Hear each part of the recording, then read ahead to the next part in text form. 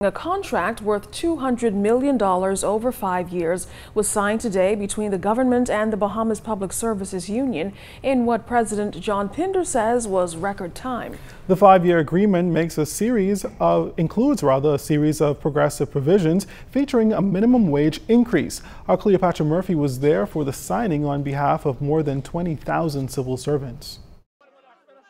An increase in minimum wage, closure for workers owed hazardous pay, and an improved pension plan are what union members can look forward to after the Bahamas Public Services Union and the government signed a new industrial agreement Thursday. The 5-year agreement took effect last year and expires in 2018, but this is the first year benefits are being paid. Union President John Pinder says, although it was a hard-fought battle, this was the shortest negotiation he has been involved in, with the process lasting less than 6 months.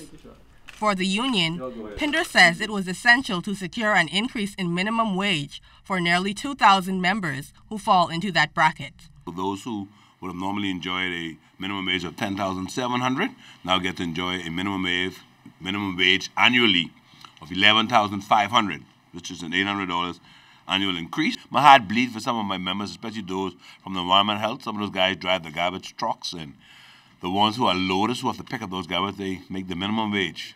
And they have the most physical labor, and they're at risk at all times, And so I was glad that we were able to at least get that accomplished so far. As part of the new agreement, BPSU members will receive a lump sum increment in August and another in 2017-2018, in addition to a double increment in 2016-17. Pinder says it also calls for the formation of a promotional committee that allows for a more transparent process when it comes to promotions and fairness when it comes to Grand Bahama and Family Island members. Lead negotiator for the government, Keith Archer, also says a disturbance allowance has been added. The disturbance is $300 more a month, in addition to the rent.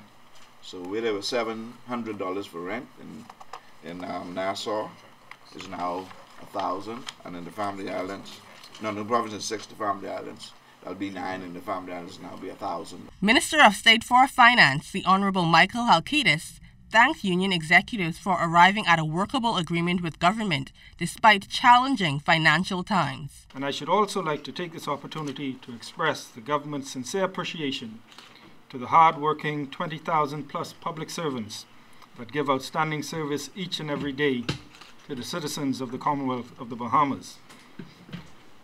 While no side in any negotiation achieves everything it sets out to, we are all grateful for the level of cooperation that has resulted in this document that both sides can live with. With the contracts now signed, Pinder says he is pleased with the agreement and the speed in which negotiations were completed. Cleopatra Murphy, ZNS Network News.